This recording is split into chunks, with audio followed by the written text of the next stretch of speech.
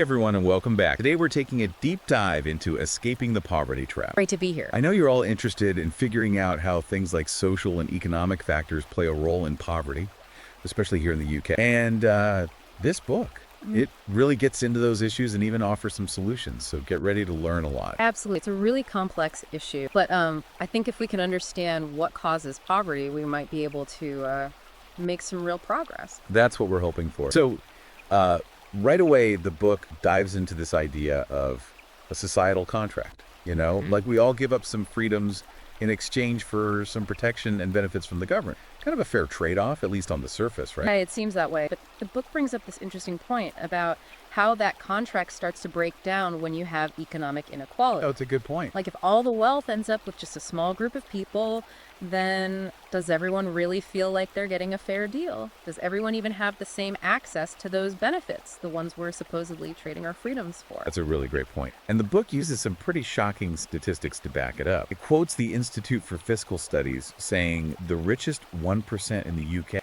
they actually hold over 15 times the income of the poorest 20%.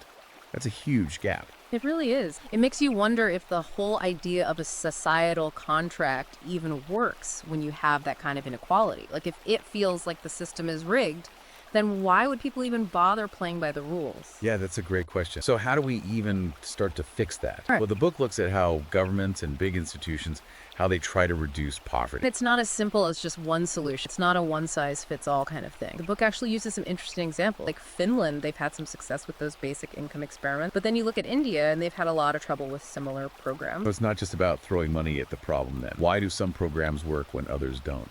It seems like what's really important is what they call targeted interventions, like education, making sure everyone has access to good health care, and a strong social security system. It's not enough to just have those things. They have to work well and be available to everyone. And of course, we can't forget about the economy. We need policies that actually help create jobs and opportunities so people can lift themselves out of poverty for good. Makes sense. But the book also talks about the impact poverty has on people psychologically, which I found really interesting. Yeah, I agree. That's often overlooked. The book actually pulls from another book, Scarcity, Why Having Too Little Means So Much. It talks about this idea of cognitive load, basically how scarcity can make it much harder to make good decisions or solve problems. It's like always being stressed and worried. It just gets harder to think straight or plan for the future, right? So it's not just about lacking money or resources, but you're also lacking that mental bandwidth. And everyone has experienced this at some point. Think about a time when you were super stressed, maybe deadlines piling up, bills to pay. It's harder to focus, harder to make good choices, right? Well, that kind of pressure and mental burden is what people in poverty deal with constantly. Wow, that's a powerful way to think about it. It's so much more than just a lack of money. It really affects your entire outlook on life. It does. But the book also talks about stories of people who have overcome those barriers, people who found ways to change their mindset, you know, people who got support and built a better life. It's inspiring. It's a good reminder that even when things feel impossible, there's always hope for change. But we need to understand what those barriers are. And the book points to educational inequality as a major factor. It throws out a pretty startling statistic. Only 12% of people from the lowest income groups in the UK, they actually make it to higher education. That's really discouraging. It makes you wonder, is it a lack of ambition? Or are there just too many systemic barriers in place that prevent people from reaching their full potential? Is there actually equal opportunity, or is it just perpetuating a cycle of disadvantage? Those are the questions we need to be asking. And the book talks about the Finnish education system, which gets a lot of praise for its focus on equality. Every kid, regardless of their background, they have access to good quality education there. Right, and the Finnish model is interesting to look at. It makes us ask, what would it take to create a system like that here in the UK? What needs to change? Our policies, funding, even our attitudes towards education itself. That's a really important conversation to have. Education can be so powerful in giving everyone a fair chance. But there's another more difficult truth the book talks about, how racial disparities play a role in poverty. Yeah, that's something we can't ignore. The book says it straight out. A black child in Britain is twice as likely to live in poverty compared to a white child. And it's really important to understand that it's not about individual choices, it's about systems and institutions. It's about racism, both historically and how it continues today. Right, it's the legacy of colonialism, the impact of the slave trade. Those injustices are still affecting people today. It impacts access to education, jobs, healthcare, even where you live. It's a domino effect that's really hard to escape. And that's exactly why the book emphasizes the need for solutions that get to the root of these problems. We can't just put a band-aid on it. We need to look at these systems, these institutions, and ask who benefits from them and who is being left behind. It's really about understanding that these inequalities are built into how our society works, and it's going to take a lot of effort to change that. But before we get into solutions, I think we need to talk about another group that has a really hard time escaping poverty. Single parents. Yeah, the book definitely talks about the unique challenges they face. The financial strain is obvious, but it's also the emotional toll, right? Not having enough time or resources for education or job training. It's like a constant juggling act, just trying to keep things afloat while raising a family alone. It's a reality a lot of people don't understand. Or worse, they just stereotype single parents. But they make up a huge portion of people living in poverty. And it's not because of some character flaw. It's about the real obstacles they have to overcome. Imagine trying to work, maybe even 2 jobs, while also being the only one taking care of your kids. It's hard enough without affordable childcare or flexible work options. So true. It's not just about personal responsibility. We need a system that supports families no matter what they look like. And the book has some really inspiring stories of single parents who beat the odds, people who showed incredible resilience, who found creative solutions, and relied on their communities for support. But it also makes it clear that we need bigger changes to really make things fair for everyone. Absolutely. We need to think about policies that actually help. Things like affordable housing, healthcare that's easy to access, good quality childcare, and opportunities for education and job training that fit into the reality of being a single parent. It's about investing in families, not punishing them for things they can't control. So we've talked about some of the big challenges, the systemic factors that contribute to poverty. What about solution? The book looks at a whole range of strategies, and I'm really interested to hear what they are. Me too. I think our listeners will be interested in what the book says about technology and the future of work. It's changing so fast, it's hard to keep up, there's so much potential, but also some real danger. It's definitely a hot topic. The book actually mentions a prediction from the Oxford Martin School.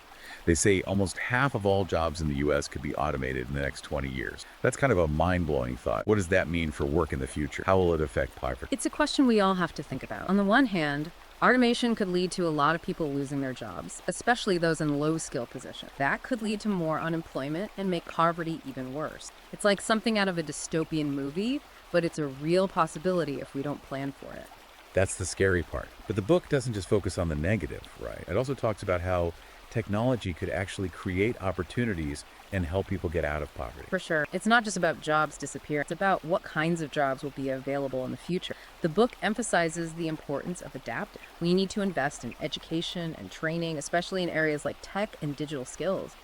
If we can help people develop the skills they need to succeed in a world where technology is constantly changing, then it could be a really powerful tool for people to improve their lives. So we need to be proactive. We need to look ahead and prepare ourselves and future generations for these changes. Exactly. But let's talk about some of the specific solutions the book proposes. It starts with welfare reform, which is always a tough subject. The current system, even though it tries to help, can sometimes keep people stuck in a cycle of dependence. It doesn't always give them a way to become self-sufficient. Yeah, it's that classic debate. How do you balance providing support with encouraging people to work? What does the book suggest? One idea is to move away from traditional benefits and create a system with time limits on support, but also really strong job training and placement programs. So imagine a system where as you start to earn more, the benefits gradually decrease. That creates a smoother transition to financial independence instead of just cutting people off suddenly, which can discourage them from working. It's about building a bridge, not just a safety net. But what about people who have a really hard time finding work, even with support? People who might struggle in a rapidly changing job market. The book actually talks about a job guarantee. It's a pretty radical idea. It would mean the government guarantees a job for anyone who wants to work. If there aren't enough jobs available, they would create them maybe in areas like infrastructure, environmental work, or caring for others in the community. Wow, that's a big shift in how we think about work and the role of the government. It raises a lot of questions about how much it would cost, whether it would be efficient, and what kind of jobs would be created. But the book argues that if we're serious about tackling poverty, it's an investment worth considering. It's complicated, for sure, but it's something to think about. The book also emphasizes education reform. We touched on that earlier, but it's worth going a little deeper. I agree. What specific changes does the book suggest? It goes beyond just funding. We need to rethink our entire approach to education.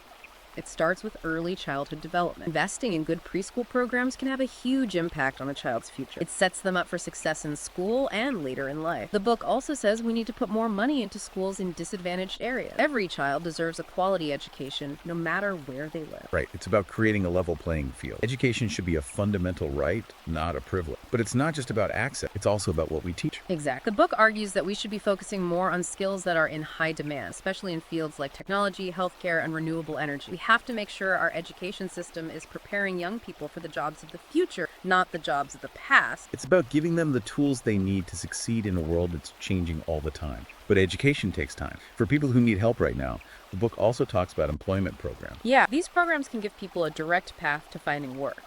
They offer training and skill development that can lead to good jobs. The book mentions some successful initiatives like TechBridge, which trains people from disadvantaged backgrounds to get into the tech industry, which is growing so fast and pays well. It's about giving people the tools to build a better future for themselves. But not everyone learns best in a traditional classroom. What about people who need a more hands-on approach? That's where apprenticeships and vocational training come in. These programs give people on-the-job training. They can earn money while they learn, gaining valuable experience and skills that can lead to great careers. It's recognizing that there are different paths to success. We need a system that's flexible enough to meet everyone's needs. But beyond these more individual approaches, the book also talks about the power of community-based initiative. Absolutely. It's about finding local solutions for local problems. The book gives examples like the Harlem Children's Zone, which is a really impressive community development program. They offer all sorts of services, education, healthcare, social support, everything aimed at breaking the cycle of poverty right there within the community. It's a holistic approach, recognizing that poverty is more than just lacking resources. It's about a lack of opportunity, of support systems, of hope. Exactly. The book also looks at how technology can help solve these problems, not just through automation, but also things like online learning platforms that provide affordable education or microfinance programs that give people in underserved communities the capital to start their own businesses. So it's about using technology to connect people with the resources and opportunities they need. But technology isn't perfect. We have to be careful about things like the digital divide and make sure everyone has access. Right. If we're not careful, technology can actually make existing inequalities worse. But if it's used in a thoughtful way, it can be a powerful force for good. Okay, so we've talked about welfare reform, education reform, employment programs, community initiatives, and the role of technology. There's one more strategy the book explores that's usually pretty controversial: progressive taxation. Yes, the idea that people who earn more should pay a higher percentage of their income in taxes. Some people love it, some people hate it. The book looks at all sides of this issue, the arguments for and against a more progressive tax system. For those who don't know, it's basically the idea of redistributing wealth. The government uses tax revenue to fund social programs and safety nets, creating a fairer system. Exactly. The book argues that a more progressive tax system could really help reduce income inequality. The extra tax revenue could be invested in things like education, healthcare, affordable housing, and other programs that help people who are struggling. It's about shared responsibility, recognizing that when society thrives, everyone benefits, not just the wealthy. But obviously there are people who disagree with this idea. There are.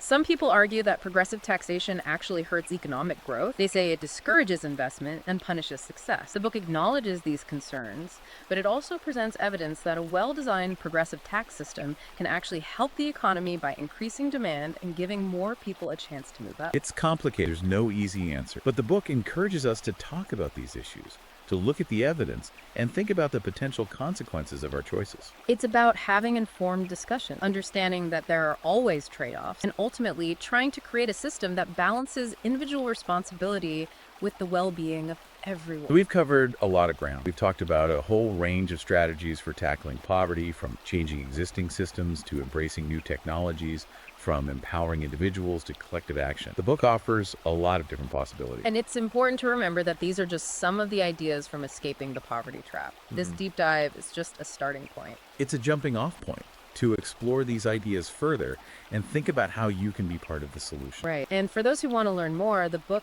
has tons of information, data, and real-world examples. It's a great resource for anyone who wants to really understand poverty, the challenges we face, and what we can do about it. And while systemic change is crucial, the book also talks about how important it is for individuals to take action. It's about understanding that you have the power to make choices, to develop your skills, to take control of your life and create a better future for yourself and your family. It's about realizing that even if the system feels unfair, you can still make a difference. you can still work hard and build a better future, not just for yourself, but for your community and future generations. Exact. And that's where things like education, skills training, starting your own business, even personal development becomes so important. These are the tools you can use to empower yourself, to break free from limitations and create a life with purpose. It's about moving from a mindset of scarcity to a mindset of abundance, recognizing your own potential and taking steps to achieve your dream. It's about believing that change is possible, that hope is real, and that the human spirit is incredibly resilient. Those are powerful words, and they lead us perfectly to the final message of the book. The fight against poverty is an ongoing battle. It requires a multi-pronged approach. We need systemic change, yes, but we also need individuals to step up, communities to come together, and a collective belief that a better future is within our reach. It's a call to action. It's an invitation to join the fight, not as bystanders, but as active participants, to use our voices, our resources, and our actions to create a more just and equitable world. So what can our listeners do? What concrete steps can they take to contribute in their own community? That's a great question. I think the first step is awareness. Learn about the issues, the challenges, and the potential solution. Read books like Escaping the Poverty Trap. Have thoughtful conversation. Be willing to question your own assumptions. It is, and it can feel kind of overwhelming, right? Like, where do you even start? Where do you begin? I always tell people, start local. Think about your own community. What are the needs right here where you live? Maybe there are food banks or shelters that need help. Are there organizations working on affordable housing or job training programs? Yeah, it's about actually doing something, not just talking about it, getting involved. Exactly. And you don't have to dedicate your whole life. Even a little bit of time each week can make a difference. Plus, you get to connect with your community, meet people who care about these issues. You can really learn a lot about what's working and what's not by being on the ground. And for those who can't donate a lot of time, there are other ways to contribute, right? Of course. Those organizations that are working directly with people in need, they always need financial support. Even a small donation can really help. You can also advocate for change. Contact your local representatives, Speak up at town hall meetings, write letters to the editor, share information on social media. All those things help raise awareness, put pressure on those in power to actually do something, and push for policies that get to the root of the problem. It's about using whatever you have, whether it's your time, your money, or your voice, to make a difference. And even small actions, they can have a big impact, right? Totally. I think it's easy to feel like you're just one person and what can you really do to change the world? But that's just not true. Every act of kindness, every dollar donated, every conversation, all those efforts to spread awareness, they all add up. It's a cultural shift, one interaction at a time. That's a good point. So the fight against poverty, it's a marathon, right? Not a sprint. It's going to take all of us working together and never giving up hope. Beautifully said. We all have a responsibility to build a better world. It starts with each of us, right here in our own community, taking action, talking about these tough issues, and demanding better for ourselves and for future generations. This has been such an insightful conversation. Escaping the Poverty Trap really does live up to its name. It's filled with so much information, really makes you think, and it offers some real hope for change. If you really want to understand what poverty is all about and explore some solutions and feel inspired to get involved, this book is a great place to start.